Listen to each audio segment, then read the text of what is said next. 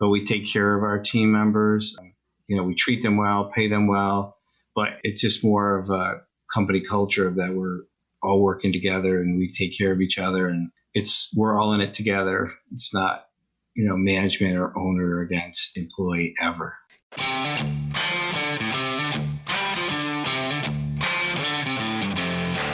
You work hard in your business. On the Profit by Design podcast, we ask the big question. What has your business done for you lately? Hi, I'm Dr. Sabrina Starling. I'm the business psychologist, the author of the 4-Week Vacation and the How to Hire the Best series, as well as the founder of Tap the Potential, where we coach entrepreneurs like you to design sustainably profitable businesses that give you more time for what matters most and more money in your bank account than ever. Because after all, we believe work supports life, not the other way around. Weekly on the Profit by Design podcast, we bring you tips, tools, and strategies from our own experiences and from the experiences of our guests who are entrepreneurial thought leaders and real life entrepreneurs, all to support you in making intentionally profitable and sustainable business decisions to live the lifestyle you desire. Hey there, Profit Designers. I'm on a 4-week vacation, and I did not want to leave you without great content to listen to here on the Profit by Design podcast. So I have gone through and selected some of our best interviews of business owners who've taken 4-week vacations because I want to inspire you with what's possible. The first one that I'm sharing with you is my interview from 2018 with Steve Bousquet, the day after he returned from his 4-week vacation. I hope you will enjoy it, and I hope it inspires you to go ahead and make that 4-week vacation pledge. You got this. Head on over to tapthepotential.com/pledge. I would love to celebrate you and support you in your 4-week vacation. You're going to get to listen to a conversation between myself and Stephen Bousquet. This conversation was recorded the very day that Steve returned to his office following a 4-week vacation. Now, that's pretty impressive right there because Steve scheduled this interview ahead of his 4-week vacation without concern that he would be flooded and swamped with busyness when he got back to the office. He was very relaxed, as you'll see when we talk to him. And that says he's doing a lot of things right in his business. So, Profit Designers, are you ready to dive in? All right, Steve, you're back from a 4-week vacation. Yes, I am. It was an excellent experience. So tell us a little bit about, because this is not the first time you've taken a 4-week vacation. This is your second 4-week vacation. Am I right? So this is probably my third 4-week vacation. The first time I took a 6-week absence from work, but not by choice. I had an accident or an incident. I hurt my leg very badly and I missed 6 weeks of work. And that was back in 2014. And then I took a July off 2 years ago, the complete month of July. Okay. And then you went on this 4-week vacation because you made the 4-week vacation pledge at the retreat back in March. Yes, I did. So this one was more strategic, more planned, and it worked out better than the other times I took off. Oh, well, that's good to hear. We're going to get into that in a minute. I want to go back to the first time that you had to take the 6 weeks off.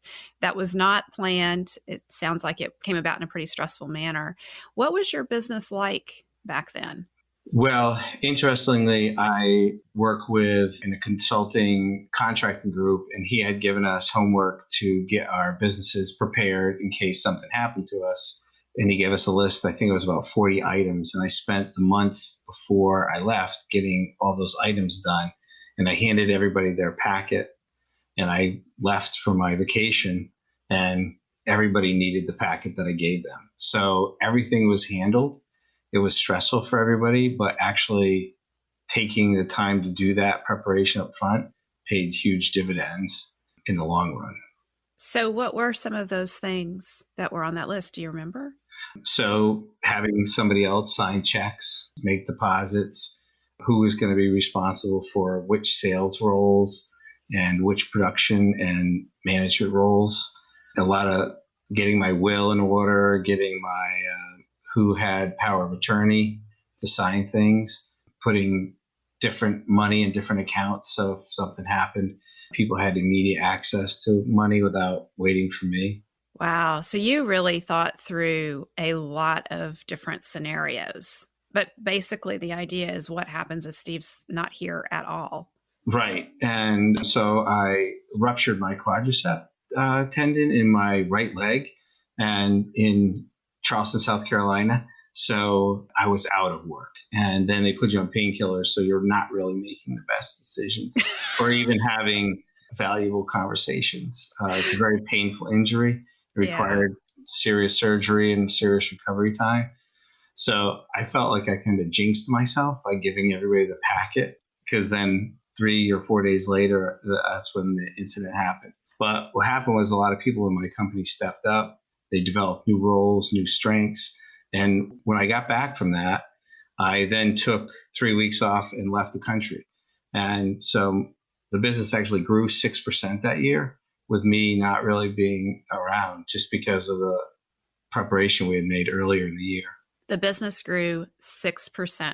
That's correct, right? Without me being here. And I'm supposed to be the sales superstar, but it really was, the systems and the people that we had that became the superstars. So you got out of the way. I got out of the way.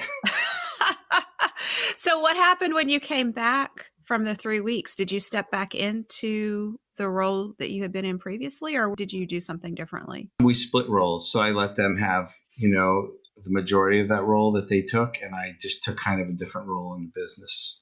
But getting out of the way continues to be what I need to do.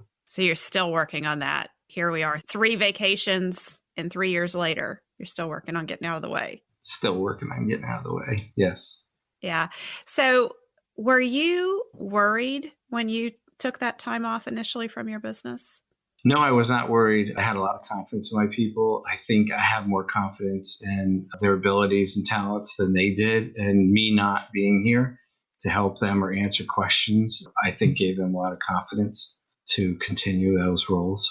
Yeah. And you said they were stressed. What were they stressing about? It's just a lot.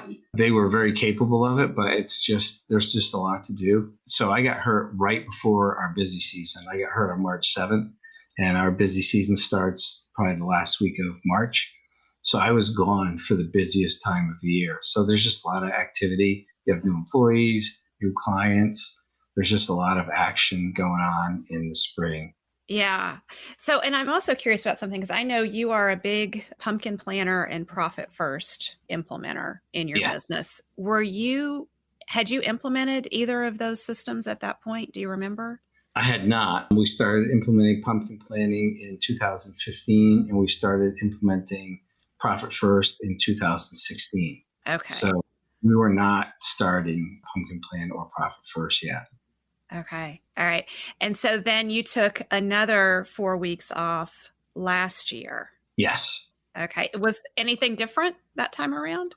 Yeah, well, so doing pumpkin planning and having a better defined client mix and having Profit First implemented, all the money management was much easier. It was just more clearly defined for everybody. I think, and that was a way less stressful time for me to be gone for my team.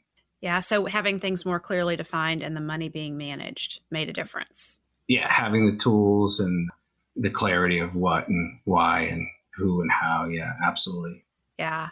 So that really strikes me, because what stands out is that you can take a 4-week vacation or 6 weeks or however long you need off from your business. When a crisis strikes, we make it work. We make it happen, even though it's not clean and totally buttoned up and perfect. It can still work. And you continued to work on the business and make improvements after you got back, implementing systems like Pumpkin Plan and Profit First and other things that you've done. And it made it easier the next time around. And then this time around, when you took the 4-week vacation, you did it after growing the company. You had acquired another business and absorbed that into your business and then took a 4-week vacation. Right. So we acquired another company and we acquired 1,200 new customers. that we added in the company at the end of June of this year. And then I took my 4-week vacation from in the end of October 19th. So I was getting prepared for the 4-week vacation since March. So that was helpful. But then adding 1,200 new customers and 4 new employees, that's a whole nother, thing to tackle. And just that's a lot of customers to add. We went from 1,500 customers to 2,700 customers, plus we added more. So we had about 2,800 customers. So from 15 to 2,800 customers is a lot of work. That's almost doubling your business. And you were also integrating new team members into the business while you were absorbing these customers as well. Yeah, 4 new team members. And we don't hire a lot of new people. Most of our team members stay for years and years. So integrating 4 new people into our culture, it just takes time. It's nothing you can rush. So we had a lot going on. And I still was able to prepare everyone and plan for the 4-week and take the 4-week vacation. Okay. So I want to dig in a little bit here. You just threw out a couple of really interesting statements that you don't have a lot of turnover. You keep your people a long time. What are your secrets, Steve? Tell us. So we don't hire a lot of people off of help wanted ads. We have 21 employees and 2 people came from help wanted ads. We had 1 person who quit the company after working for 10 years to go on to another career that he went to college for. It's a family-based business and we treat people like family here. And all the family members punch a clock and they have to follow the same policies and procedures as everyone else. But we take care of our team members. We treat them well, pay them well, but it's just more of a company culture that we're all working together and we take care of each other and we're all in it together. It's not, management or owner against employee ever. And there's no special treatment for family members. That sounds like that part is really important. Yeah, no special treatment. They still have to, if they want a day off, they have to put in their day off request. They have to follow the same exact policies, procedures as everyone else. So as you brought on 4 new team members into this very closely knit group that's been together a long time, what did you do to help that go more smoothly? We had a lunch for them when they first came on. We had a luncheon, and then we had some meetings, and we put our existing team members with them just for ride-alongs, spending time with them, and just trying to spend time with them and get to know them, get to know about their lives, their families, what's important to them, what matters. And because they were already pretty trained and talented technicians, and so it was really just to find out what was important to them and what mattered. So being interested in them as people and who they are, spending time together. Yeah. It's easy to teach the trade, what you want to become part of their lives and understand what's important to them. So you can have a discussion that really matters. Yeah. So did you find that because they had been in another landscaping business that they had different ways of doing things, that you had to bring them kind of into the fold of how you guys do things? Was that a challenge at all? That was a bit of a challenge, but they had the skill set. It was just a different way of doing it. And we have a specific way that we follow because we're a system-based company.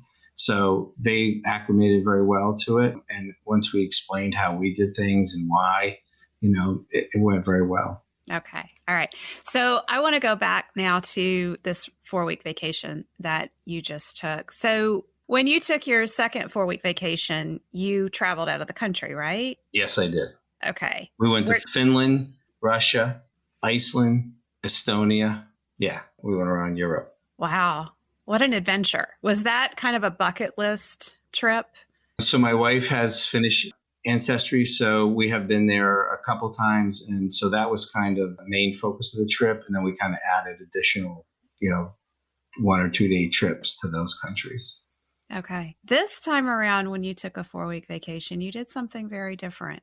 So this time I went to go visit 10 businesses across the southern part of America. I went to Arkansas, Texas, Tennessee, and Alabama. So I spent between a day and a half and 3 days with each business owner and their family. It was a very different experience. than a vacation. But I love talking about business because business is life and family, and it's not just about money. So it was really an excellent experience to spend time with these people. When you set out on this journey, what did you anticipate? So the reason for the journey was a number of things. I wanted to get out of my people's way for 4 weeks and let them gain the confidence with their talents that they have. I wanted to learn. I wanted not to come back the same person. I wanted to get a different perspective of business and life from these different business owners and their families. And I wanted my people to grow. So it was, and I got all that out of that experience. So you wanted to grow, and I hear you being very deliberate that you wanted your team to grow. So you felt it was important to take another 4-week vacation. Yes, I needed to get out of their way. They could spread their wings a little bit. They're very talented, but I have a very strong personality. And so sometimes I can get in the way of people's talents. I think we can all relate to that. A lot of us entrepreneurs have that issue. Do you think that the 4-week vacation or a variation of it is going to be something that you do year after year to help your team grow? Absolutely. So I think, Mike McCallum in the book Clockwork talked about having it be the 4 weeks because it's a business cycle and everyone in the business will have to do the complete function of a business cycle. And I think that's really important, whether you actually go away on vacation, whether you just stay home, or whether you, take a trip to visit 10 businesses. It's the important part is to stay away from the business for that business cycle. And I was not calling in, texting in, emailing. I got one report a week on Thursday just saying all the bills are paid. That was my only contact because I just need to know that all the money's fine. But there was no other contact during the 4 weeks. So we'll definitely be planning to do that. I already have 4 weeks vacation planned for next year, and I might add 2 weeks to one of those vacations. Isn't that wonderful to have that luxury? I might just add 2 weeks to it. It is. Yeah, I'm saying that with a smile because it is wonderful. And I can go do, what I need to do and come back and know that the business has actually grown, with skills and professionally and talent. Yeah. So, yeah. I have a fun little story around that too. I was at the beach last summer and it was my second to last day at the beach and my phone rang and it was Mike McCallum. So I took the call and he said he wanted to talk to me about some business stuff. And I said, I can't, I'm at the beach. And we'd reconnect on the business issues later. But after I hung up that call, I got to thinking, I really hate leaving the beach. A week is not enough. I want to be there longer. And I realized I'm the only one standing in my way of being at the beach longer next year when I go. And so I have a 4-week vacation coming up in a few weeks in December, but I'm also going to do a 6-week vacation over the summer. I'm going to stay at the beach, I think about 12 days this time around. So recognizing that we're the only ones that need to say, okay, I'm going to do this and give ourselves permission. Once you've done the 4 weeks, you can go longer. Oh, absolutely. Yeah. We're in our own way. Most of the time, we're usually the biggest obstacle in our business for taking time off. Absolutely. Yep. It's that constant need to be needed in action and part of the mix. But when you come back and see that your business actually improved and that you're improved, I think the benefit to taking the time off is huge. So for our listeners who are probably listening and recognizing different ways that they're getting in their own way, how did you start to get out of your own way? First, by accident with that injury, but then after that, realizing that if I just give these people the tools they need and the information, business owners tend to kind of covet information and not share as much as they should. I don't know why, but that's just a common trait. So once I started sharing information and letting people do what they needed to do and just not bothering them during the day, and that's kind of how I started. But having systems in place.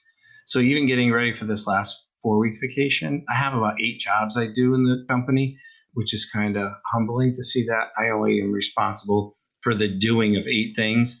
But then, like in the Clockwork book, Transfer and Trash, once you go through that process and you narrow those tasks down, I really should only be doing about 20% of what I was actually doing. So we're in the process of making sure that happens. So it's continual refinement. Like you're still working on things to make things run better. Constant, because as soon as you get something accomplished, then you see something else. I don't think you're ever there. I think it's just constant, adjustment and improvement. You just had a big realization recently that you have somebody else besides you who has a key role in the business and who was not even able to take a sick day. They would have to work from home if they were sick. And you made some changes because of that. Can you speak to that a little bit? Yeah, so we have one person that is very competent on the computer, and he was doing a certain function that only he knew how to do, and it's pretty complicated. So now we're bringing in someone full-time to take that task. So from him, because it's a doing task and he needs to be in a delegating role.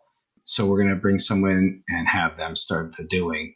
So we have at least two people who can do it, because if he was not here, we were in serious, trouble. Yeah. Well, and I think that's such an important thing for us to be paying attention to in our businesses, that it's us, the owners, who tend to covet roles and be the only one who can do things. And we need to cross-train and share responsibility and take some things off of our plates. But we also have key team members. Once we start that delegation process, then we end up with key team members who can be the only ones doing certain things. And they need to be able to take sick days and vacation and come back and not be overwhelmed. Just like you came back and you were not overwhelmed. Like there was not stuff piled up for you to do, right? Right. There was not a big pile of stuff for me to do. Really, I spent the first day just reconnecting through conversation with my team members. I didn't have a big to-do list. But so the next level or the next task is to get team members. So we're not relying on them to do key functions, but to have multiple team members that are able to do the key functions in the business, so they can take 2 weeks off. I'd like to see some of my executive team take 2 weeks off without ever calling in, emailing, texting. So that's what we're working on now. Are you getting any pushback on that? Initially, I actually did get a little pushback, but we'll work through that. What's that about? It's control issues. It's wanting to, they're afraid of giving stuff up. But once you start discussing the purpose and the reason for it, they quickly agree that that's the direction we need to go. So it's not just we business owners who have control issues. Our team members do too, huh? Right. I think your A players, when you have A players, they really have a lot of pride and buy into what they're doing. So they're afraid to give that over to someone that, won't do as good of a job or can, take that position or task and, have a setback in it. Yeah. I think we really start to define ourselves through what we do. And when we, like the 4-week vacation for the business owner, really forces us to start redefining ourselves separate from what we do. And I'm hearing a thread of that too with your A-player team members, that they take pride in their work, but pride can easily slip over into I am what I do. And we are not what we do. We're much more than that. And getting that space between us and our work, sometimes that's hard to make that happen. How did you work through that pushback? Just by having discussions. You can have a discussion about a certain topic and not have a conclusion or come up with a solution. We're all so solution-based, and we need to solve every problem with a single discussion. And sometimes you just need to talk about things and ask questions, but we're still in that process. So I don't have that 100% solved yet. And you sound like you're comfortable with that. Like you just trust the process that it's going to unfold over time. Yeah, I think it's going to take a little bit of time. Slow is fast. Yeah. So tell me about some of your observations from visiting these different small businesses. Were all of them landscape companies, or was it a variety? So 9 were landscape companies, and 1 was a kitchen bath renovation company, a remodeling company. But, one of the things that, for me was that when you're in your business day to day, you're dealing with customers, employees, vendors, equipment. It's kind of like you can lose your mission or your passion for the business because it just wears you down. It's like death by 1,000 cuts. So getting out of your business and not running the day to day, it kind of gives you clarity. So what happens is you lose that clarity and the mission and the passion, and you're the head of the business. So then your employees they lose their mission, passion, and clarity. And then the clients start running the business, or the employees start running the business, which is never good for a business, because then you don't know what direction you're going in, what quality levels, what's acceptable. So getting out of the business and keeping your mission, passion, the character that got you to start that business, you get your soul back being out of the business for 4 weeks. So that's the gift that you got from these 4 weeks. You got your soul back. Oh, absolutely. I have so much more clarity. Yeah. What's clear for you that wasn't before you took the 4 weeks? What we stand for, what we're about, why I started this business, why our employees are so valuable, who our most valuable customers are. It goes back to Pumpkin Plan and why we need to really nourish those relationships, because it's all the weeds and the gourds that try to get into your business that you have to keep cleaning out. But that can be a daunting task and it will wear you out. Yeah. You sent me an email while you were on the road near the end of your 4 weeks. And you made a comment about your observations of what it's like to be a small business owner. Are you comfortable speaking to that here? Sure. So, I love numbers, P&L, balance sheet, cash flow statements. We looked at a lot of those, but, one of the biggest striking parts of spending that much time with 10 different business owners is, how much character these people have and how they all came back from something. There's no easy button in small business, and there's no easy button for life. And, all these people are just fighters, and they came back from something and they're still dealing with certain things, but they keep fighting. And just the resiliency and character these people have. There's a Finnish word, it's sisu, and that means that determination, intestinal fortitude. And to be a small business owner, you have to have sisu, and that's just what it takes. Every one of them dealing with challenges and coming back from it and struggling through. That strikes me because I think there is the impression when you're in small business and you're struggling, you can feel alone. You can feel like, oh, it's just me. I must be doing something wrong. All these other people, they have successful businesses. What's wrong with me? And your observation is that everybody in small business, everyone that you encountered was struggling. There's no easy button, you said. Right. They're struggling with something at different times of their lives, in their personal lives or in their business. You have bad employees that can sue you. You have economies that crash. You have vendors that go bankrupt. There's just so many different things, and you don't know what it's going to be. You don't know when it's going to be.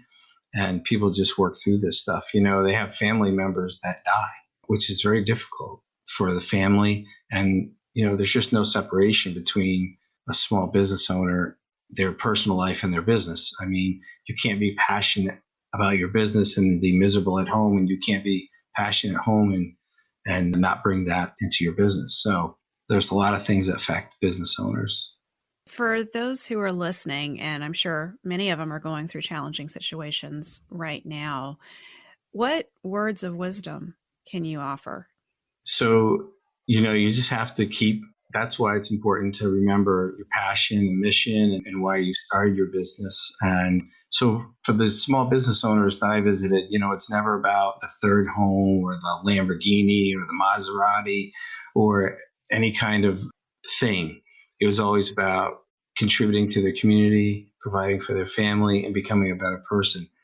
So if that's your mission, you can push through a lot of difficulty to get to that, because that's your communities where you live, your family surrounds you, and you always want to improve yourself. So, but the thing is, you're never there. There's never a customer count and a number of employees or a revenue amount where you're there. You're never done. Actually, as your company grows, you have to become better. You have to learn more. You have to improve it. It's not easier. It's just a different challenge. So I think realizing that you're always going to be working on it and at it helps, so you're not disappointed when you get to a certain place and things aren't easy. It's just there's no easy. There's no easy. There's no easy. Yeah. You're our numbers guy, and a lot of other business owners really respect that and learn a lot from you about paying attention to their numbers. How have you come to be that way in your business? Have you always been that way in the business? No, I thought that if I knew about plants and equipment, I would have a successful business. That is not the formula for that. So I was in business for about really 28 years before I really understood how important it was to understand the numbers, the ratios, balance sheets, cash flow statements. And, we struggled for years, and we had to come back from a financial hole at one point, and it took about 7 years to dig out of that hole. And then for the next 10 years, we kind of coasted along. And then I started reading accounting books. And once I understood the numbers and the relationship between the numbers and in all of the business, that's when we really started improving our profit. And, fortunately, I got Mike's book, Profit First, and I wouldn't have been ready for that book 6 years earlier. I just wasn't that familiar with accounting. But, since reading and practicing Profit First, it's the only time that we've hit our profit targets. And, really? Yeah. So in over 30 years of business, it sounds like it was like around year 28 that you implemented Profit First. Yeah, actually, 2 years ago. So year 33. All right, folks, are you listening?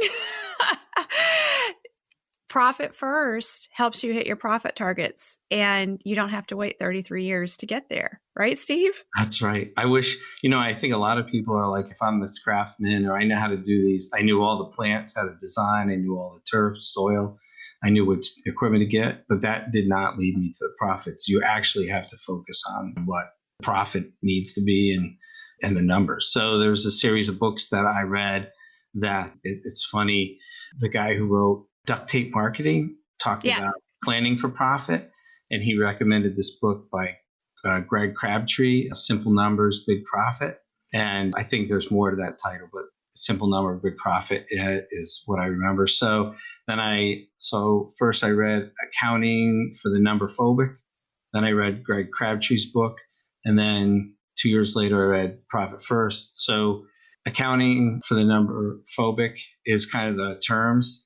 Greg Crabtree is the why, and Profit First is the how to do it. So Greg Crabtree's book is great, but it's difficult to implement. So when Profit First came along, I'm like, this is the how. So we started implementing that, and we're still improving on that process. But since we did that, we are hitting our profit target every year. So for someone listening who hates reading, hates accounting, what can you tell them? If you're not going to be interested in tracking your numbers and following it, and you don't understand it, hire someone that does and can explain it to you, and you'll understand it eventually. There has to be someone in your business, in your life, that is tracking gross profit margin, profit percentages. There has to be someone in the business that's tracking that. It can't be an accountant that's just doing your taxes. That's not management. That's just filling in boxes and following the law. You need tools, accounting tools that can help you manage your business. Yeah. So it has to be tracked, and on a daily, weekly, monthly basis. What are we talking about here? We track all the numbers daily. We track everything daily, but I don't look at the daily numbers. I look at the numbers monthly, and I look at quarterly. Okay. So, and when you were on your 4-week vacation, who was looking at the numbers? My office manager. So we had a system set up, and she was looking at the numbers. And if the numbers were off, did she know what to do? Yeah, so there's just adjustment levers or knobs, whatever you want, whatever term you want to use. But yeah, she knew how to handle that. Wow. Okay. So this has been, I think, a real eye-opener probably for some of our listeners to really hear you speak to. You've got a handle on the numbers in your business. You have what we call key performance indicators, especially the financial key performance indicators that need to be in place. It doesn't have to be you there watching them daily. And all of this was not in place just a few years ago. No, 2012 is when I really got serious about watching numbers, because we would have a good year and then not so good year, then a great year, and then an okay year, then a not so okay year. So I said, I have to get this handled and figure out how to have good years every year. If you talk to accountants and everything, the economy goes up, the economy goes down, and using excuses. And I was done with excuses and I wanted to take control of my company and its finances. So that's when I started learning more. It's only 3 books that I really focus on. And so it wasn't that I had to go back to school, take night classes. I just used these 3 books. Yeah. You didn't go get an MBA. You read Simple Numbers, Straight Talk, Big Profits by Greg Crabtree, Accounting for the Number Phobic by Don Fotopoulos, and Profit First by Mike Michalowicz. Right.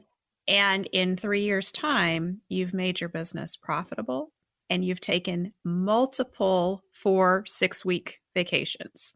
Absolutely. Yes. Yep. After 30-something years in business. So it can be done. It can be done. So if you're a startup, know your numbers earlier. But if you've been in business for 15, 20, 30 years, there's still a lot of time to make improvements. And profits if you had told me 15 years ago I was going to see, I was just like, there's just no way. I thought the only way to make more profits was to add more accounts, more people. And actually that can really hurt your profit. So, there's still time if you're in your late 40s like I was before, I got it. Well, and I think probably a lot of our listeners are in that age range. So the other thing that I'm struck by is that you were able to almost double your customer base in this last 3 years too. Just in the last few months, but that went as smoothly as it did because you had these strong financial controls in place in your business. Right. So we had to run a lot of mathematical models with my accountant, who's an MBA, to see how acquiring this new business was going to affect the business. So once the models made sense, we went ahead with it. But yeah, since recession of 2008, we've actually tripled the company. And we doubled in one of the worst recessions America's seen in, almost 100 years. And a lot of that had to do with understanding the numbers. So now we're triple, and it was easier than I thought it was going to be because we have the systems, both operationally and financially, in place. Yeah. Well, Steve, thank you. This has been an incredible conversation. I think you have certainly opened some eyes and definitely given some small business owners out there some hope about what they can accomplish in their business. Great. I'm glad I could share that. Thanks. Hey there, Profit Designers. Wow, what an inspiring interview. I loved that I had the opportunity to go back and re-listen to this. There were some comments that Steve made that struck me as so powerful. When he said that when we're in business, it's like death by 1,000 cuts. I thought, oh, that is so true. Every single day, the challenges that come up and the problems we have to solve and the pain that we go through, it does feel like death by 1,000 cuts. And I love when Steve said that he took his vacation and got his soul back. Like, that gave me chills. So as you listen to this, I hope it inspires you. As you heard Steve's story, he's been in business for many, many years before he got to the point where he could take a 4-week vacation. If you're a few years into business, don't wait that long. If you're 10 years into business, 20 years in, you deserve a 4-week vacation.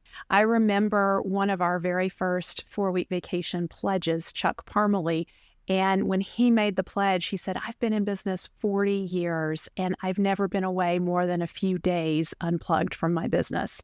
That is so powerful to have that awareness of how fast our businesses can take over our life and how fast our life is going to go. So don't wait. Head on over to tapthepotential.com/pledge and take the 4-week vacation pledge. When you make the pledge, we are going to reach out to you. One of our success concierges will reach out and say, tell me more about your 4-week vacation plans. When do you want to go?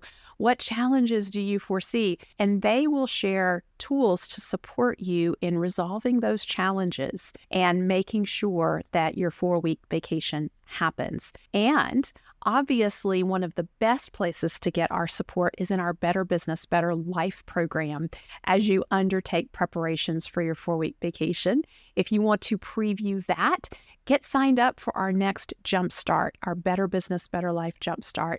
You'll get the invitation for that when you make your 4-week vacation pledge. So go to tapthepotential.com/pledge. I would love to be supporting you in making your 4-week vacation a reality.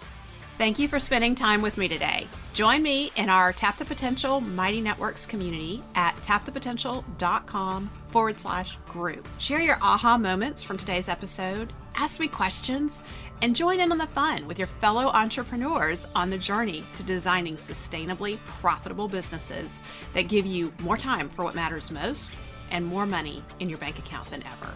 Isn't it time you take your life back? And finally, share today's episode with a friend if you know a friend who would enjoy it. This is real life business. Keep your chin up, keep moving forward. You got this.